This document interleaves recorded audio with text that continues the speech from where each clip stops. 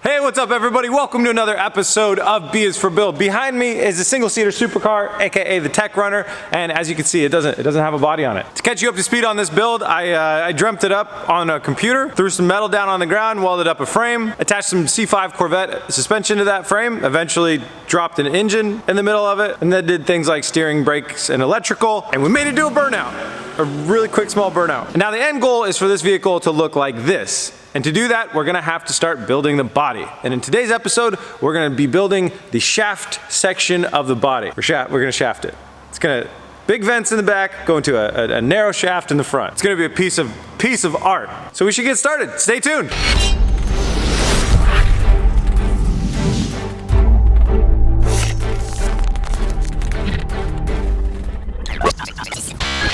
All right, let's jump right into it with the most exciting part of the build, safety.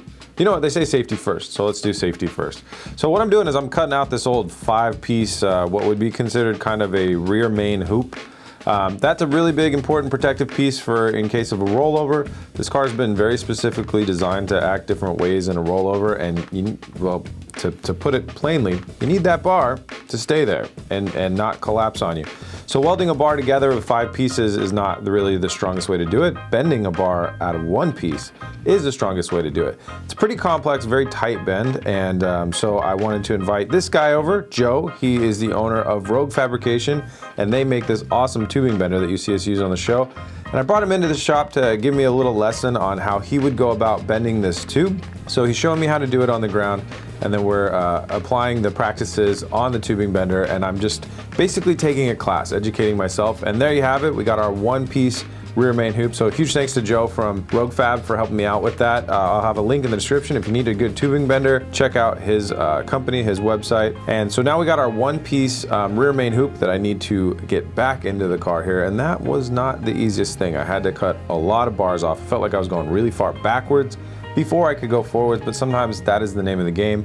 And safety is always important and something that you can't skip on. So although we are on a super tight deadline, this thing had to be done. And that's also why you see Oscar here doing the welds, because they are very, very important for my safety. So I want to make sure I got the best welder in the shop running the welder. Now we're on to building the body. The main structure of this body, it really builds off of the car's frame, but also it builds off of a lot of this 1/2-inch rod. I don't know if you can quite tell there, but the very first one I put in, I had to end up cutting off and cutting up into pieces. It wasn't right, so I'm modifying it to get it right.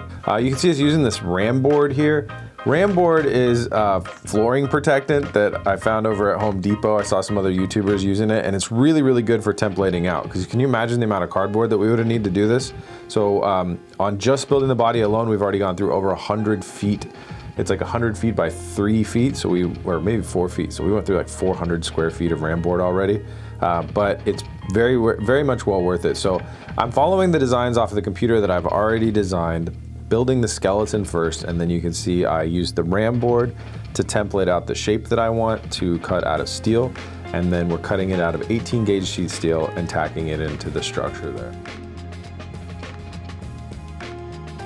Onto the front here, these frame rails will not do. They're a little bit too strong actually. You don't want to have massive frame rails being the first thing that hits in the event of an impact in the front end. So I'm rebuilding this out of this is DOM 1.5" tubing with a 120 wall. It's a nice, really strong tubing, and it's what they build race cars out of.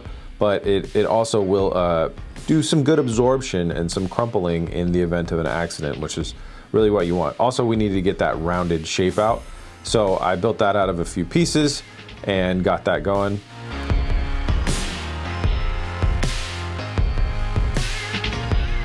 Following the design here, we have the sheet metal kind of surround that dips down, and you see me using the our new press brake brought to us by Harbor Freight. Huge thanks to Harbor Freight. If you see me, I got a new, they sent me like all sorts of great stuff because they knew how much crazy fabrication work I had to do on this build. So we got that awesome press brake and like a new Vulcan welding helmet, the gloves, all sorts of great stuff, PPE stuff to protect me from Harbor Freight. So huge shout out to them, and I'll put a link in the description to all the great stuff that they sent us for this build. And just, they knew we were going through crazy SEMA prep time and we had a lot of work to do, and they just sent out a ton of stuff. They also just sent us their new Daytona low profile jack just out of the blue, which is really helping out on this build because it's extremely, extremely low to the ground.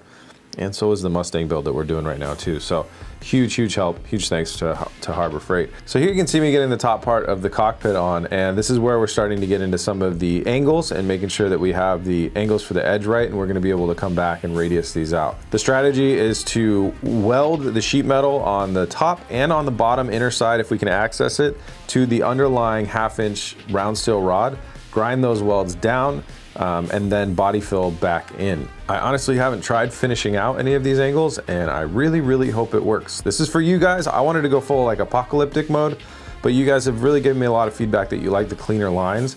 So I am trying my damnedest, and we're very committed now, 5 days left until SEMA, to bring you the clean lines on this build. So I'm starting now on the structure for the vents. A lot of this is copy and pasting kind of from what I see on the computer. I go look at what angle it comes off of the car at on the computer.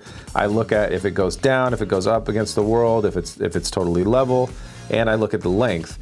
I go cut those pieces out of 1/2-inch rod, and then I also, find out where they go on the car by just measuring off of different key points. And then I tack weld the rod in there, and then start tack welding the rod to itself.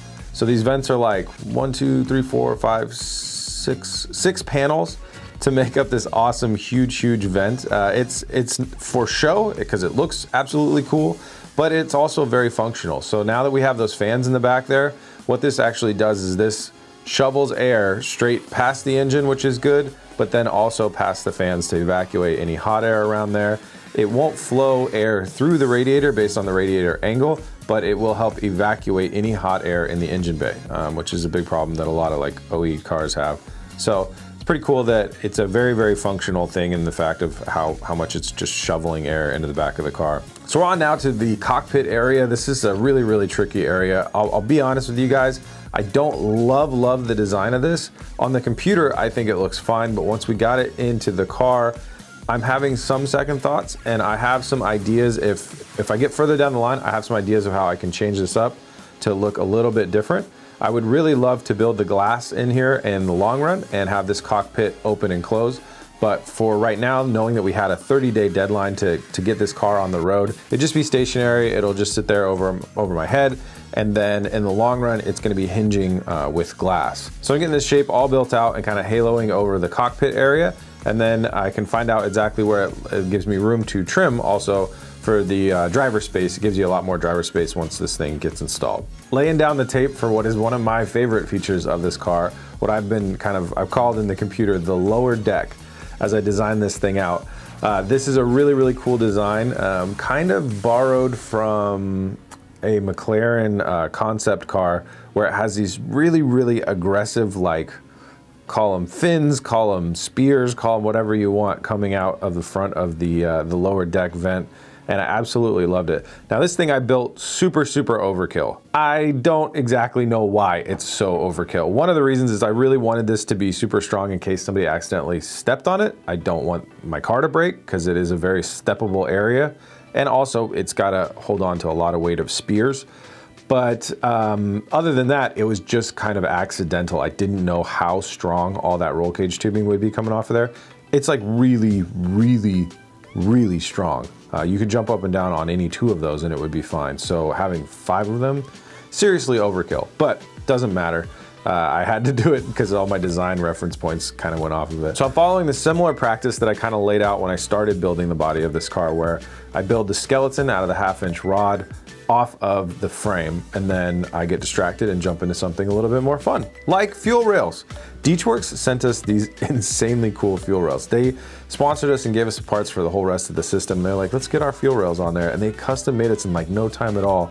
These super cool fuel rails that say B is for build on one side, and they say Tech Runner with the Tech Runner font on the other side. So thanks for the love, Deechworks, man. We appreciate that so much. Links in the description, guys. They are like your one-stop shop for fuel system needs, so go check them out. So now that I've got the structure all built out for the lower deck, I've got the lower part of it, and I've got like this rise up section. We templated it out, cut it out of the ram board, cut the ram board out into steel sheets, and then we get the steel sheets tacked in here. One of the cool parts about using the 1/2-inch radius on the steel rod is that it gives you a little bit of wiggle room. It gives you a little bit of room to have mistakes, because if your piece is a little shy or a little over, you can just sand it up. A little shy, you can just weld the gap, and then you know you're gonna come back and hit it with body fill later anyways. So it really helps to aid in speed of building these things. So 1/4 inch thick spears have been cut and spaced out by using mathematics and spacers, and they are aligned perfectly with the world, and they look super freaking cool. Had to get all those welded in there before I could lay down the top skin on them. Got the top skins on there, and then we're moving on to skinning the vents. Now the vent skinning, there's a lot of work that had to be done on the inside of the vents before I could do that, but I got it all done. There's a lot of seam sealing, a lot of painting so things won't rust, and protective stuff for the long run. That all has to be done because once this thing is on there, there's just a small access hatch that's used to access radiator stuff, and other than that, you don't need to be in there. It's just empty space. I also put in this little center vent, like fin thing that runs through the center of the vent. That's pretty cool. I did all the work to cut out this perforated mesh stuff and put it in there, but I just didn't like it in the end, so I didn't include it.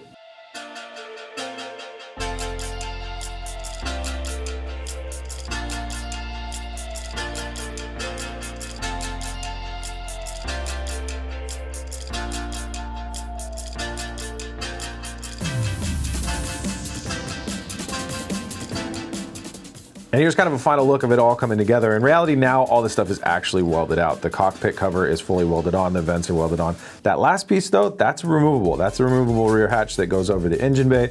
So that bolts in and bolts out, and all that stuff is welded out and done. And we're just sitting back looking at it and realizing, you know, that back quarter looks a little bland, and that's because phase 6 covers up a lot of that stuff and gives it a little bit more excitement. So we're visualizing that.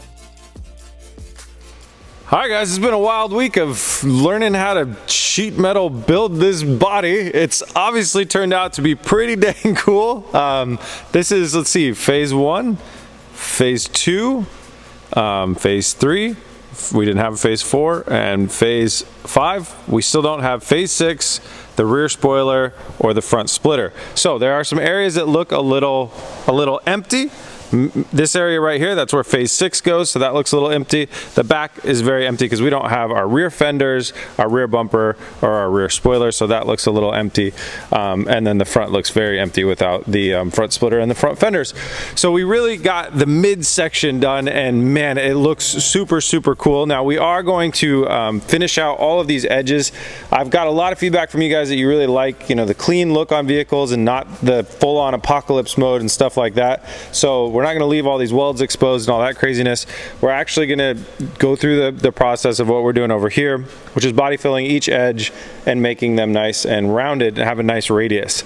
So every edge will be all cleaned up and closed in. This thing looked really bad in the beginning when we started building the body, and I was really questioning it, and even now it doesn't look perfect, but this is a trust the render process. Every time I get another big chunk on there that needs to be on there, it looks better and better and better. So I got the faith. I want to say I never lost the faith, but I was a little worried. I was certainly a little worried, but now I know once I get all the pieces together, it's going to be great. Biggest problem is today was 6 days left, so when I get on it tomorrow, there'll be 5 days left until SEMA. So I have basically 3 days to build the front fenders, front splitter, rear fenders, rear bumper, and rear spoiler.